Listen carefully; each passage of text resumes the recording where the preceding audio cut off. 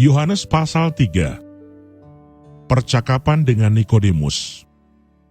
Adalah seorang Farisi yang bernama Nikodemus, seorang pemimpin agama Yahudi.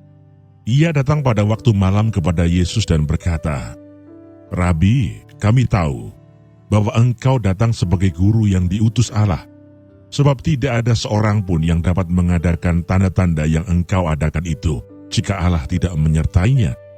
Yesus menjawab katanya, "Aku berkata kepadamu, sesungguhnya jika seorang tidak dilahirkan kembali, ia tidak dapat melihat kerajaan Allah." Kata Nikodemus kepadanya, "Bagaimanakah mungkin seorang dilahirkan kalau ia sudah tua?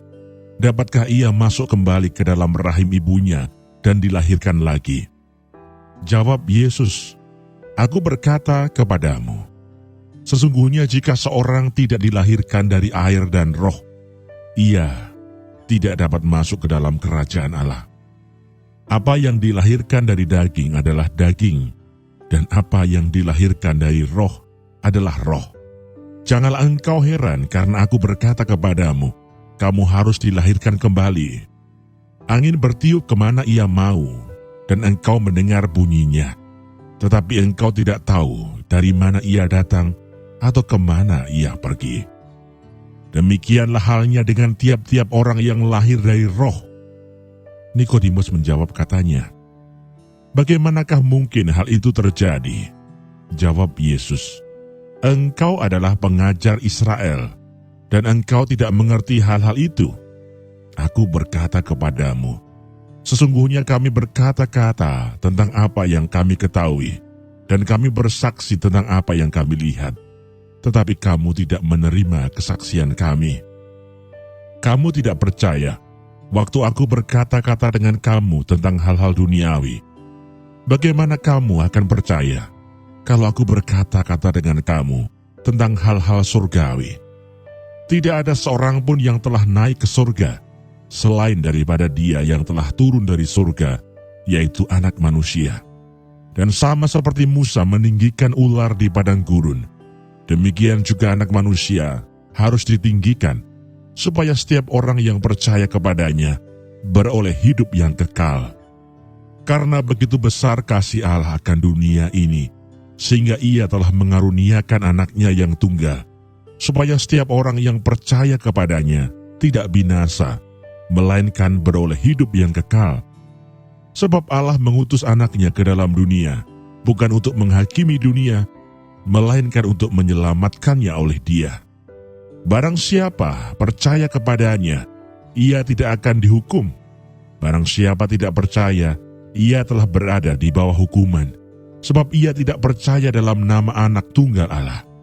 Dan inilah hukuman itu, terang telah datang ke dalam dunia, tetapi manusia lebih menyukai kegelapan daripada terang, sebab perbuatan-perbuatan mereka jahat. Sebab barang siapa berbuat jahat, membenci terang, dan tidak datang kepada terang itu, supaya perbuatan-perbuatannya yang jahat itu tidak nampak. Tetapi barang siapa melakukan yang benar, ia datang kepada terang, supaya menjadi nyata bahwa perbuatan-perbuatannya dilakukan dalam Allah." Kesaksian Yohanes tentang Yesus. Sesudah itu Yesus pergi dengan murid-muridnya ke tanah Yudea, dan ia diam di sana bersama-sama mereka dan membaptis. Akan tetapi Yohanes pun membaptis juga di Ainon, dekat Salim, sebab di situ banyak air, dan orang-orang datang ke situ untuk dibaptis. Sebab pada waktu itu Yohanes belum dimasukkan ke dalam penjara. Maka timbullah perselisihan di antara murid-murid Yohanes dengan seorang Yahudi tentang penyucian. Lalu mereka datang kepada Yohanes dan berkata kepadanya, "Rabi, orang yang bersama dengan engkau di seberang sungai Yordan, dan yang tentang Dia engkau telah memberi kesaksian. Dia membaptis juga, dan semua orang pergi kepadanya."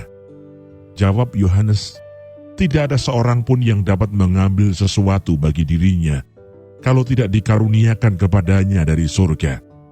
Kamu sendiri dapat memberi kesaksian bahwa aku telah berkata, aku bukan Mesias, tetapi aku diutus untuk mendahuluinya. Yang empunya mempelai perempuan ialah mempelai laki-laki. tetapi sahabat mempelai laki-laki yang berdiri dekat dia dan yang mendengarkannya sangat bersukacita mendengar suara mempelai laki-laki itu. Itulah sukacitaku, dan sekarang sukacitaku itu penuh.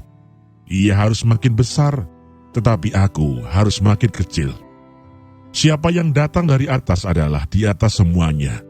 Siapa yang berasal dari bumi, termasuk pada bumi, dan berkata-kata dalam bahasa bumi. Siapa yang datang dari surga adalah di atas semuanya. Ia memberi kesaksian tentang apa yang dilihatnya dan yang didengarnya, tetapi tak seorang pun yang menerima kesaksiannya itu. Siapa yang menerima kesaksiannya itu, ia mengaku bahwa Allah adalah benar. Sebab siapa yang diutus Allah, dialah yang menyampaikan firman Allah, karena Allah mengaruniakan rohnya dengan tidak terbatas.